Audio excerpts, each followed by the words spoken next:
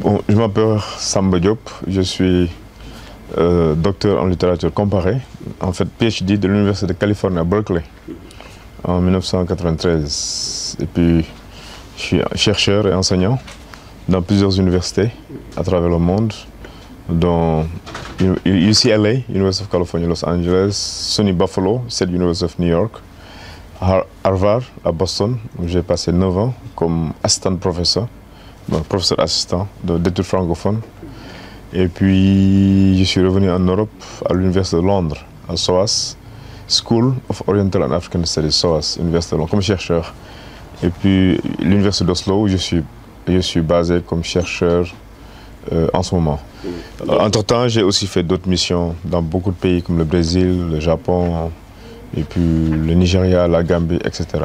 En fait, en 2003, j'avais déjà publié une épopée sur El Hadj Omar.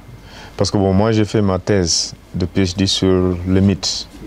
En fait, comme que j'ai dit que j'ai fait un PhD en littérature comparée. Donc, j'ai fait une étude comparative sur le mythe, mais en partant du mythe de Ndiadia Ndiaye. Et puis, je me suis ouvert maintenant sur d'autres traditions à travers le monde. Traditions asiatiques, européennes, antiques, etc. Bon. Donc, c'est un de mes domaines, parce que les autres domaines, donc, comme je l'ai dit tantôt, c'est les littératures francophones, le cinéma africain, etc. Alors, en 1998, j'étais en visite dans la petite bourgade, j'allais dire une ville, mais ce n'est pas une ville, c'est une bourgade de Rosso, Sénégal. Alors, mon père, en fait, il est originaire de là-bas. Donc, et puis, la chance, hein, c'est le hasard, m'a fait rencontrer un bijoutier qui s'appelait Birahim Thiam.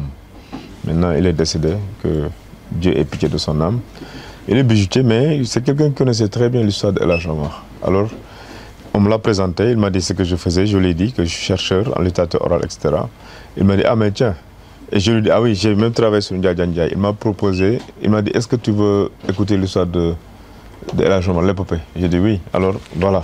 Donc on s'est assis un samedi après-midi, j'ai sorti mon magnétophone, et j'ai enregistré l'épopée de El Hadj Omar. Mais si vous voulez, cet épisode-là, ça part de Alwar, son village natal, avec ses pérégrinations, n'est-ce pas, à Fouta Djallon, au Soudan français, Mali actuel, Sokoto au Nigeria, à la Mecque pour le pèlerinage, et puis au retour à Al-Azhar, l'université Al-Azhar, et enfin, retour dans le Sahel, les falaises de Bandiagara, donc c'est là où se termine.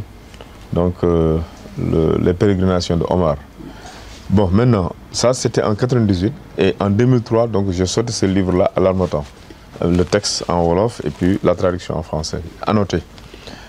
En 2009, l'université de Gambie, ils m'ont rappelé parce que j'étais là-bas en 2000, j'ai ouvert l'université en 2000.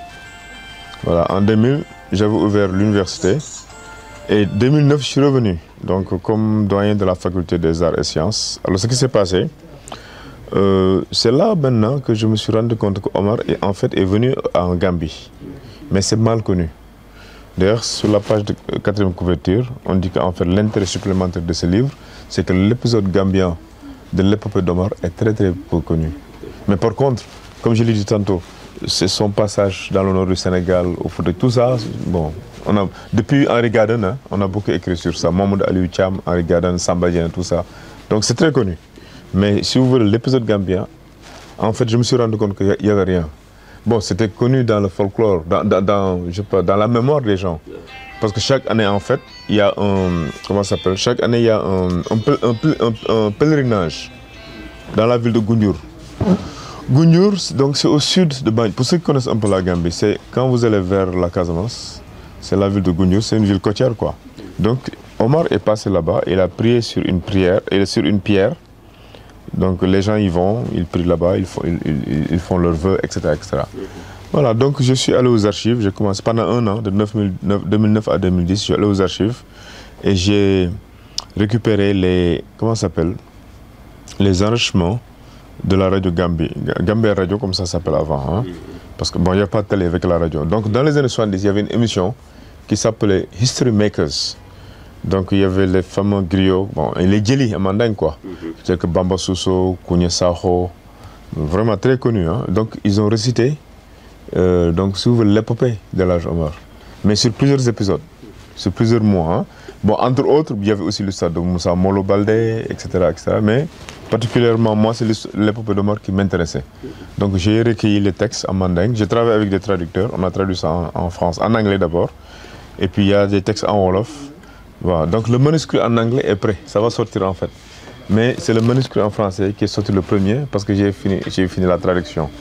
Bon, j'espère, voilà, donc j'espère que j'ai répondu à votre question. C'est l'intérêt qui m'a amené à travailler sur l'épopée d'Omar en Gambie, c'est que j'étais déjà à l'université pour 1 an.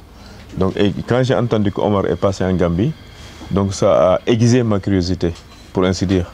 Alors je me suis rendu à Gouniour, et en effet, on m'a tout expliqué. On m'a dit que oui, il est venu ici, il a fait ses ablutions, il a prié sur la pierre. Ensuite, il a continué sur la Casamance. Il est allé jusqu'à Casa Diambereng. Et puis de là-bas, il est allé vers l'est, vers Dinguiraye. Il est allé vers l'est, vers Dinguiraye. Après, il est revenu sur Bandiagara. Bon, bref, donc je crois que c'était important de documenter son passage en Gambie.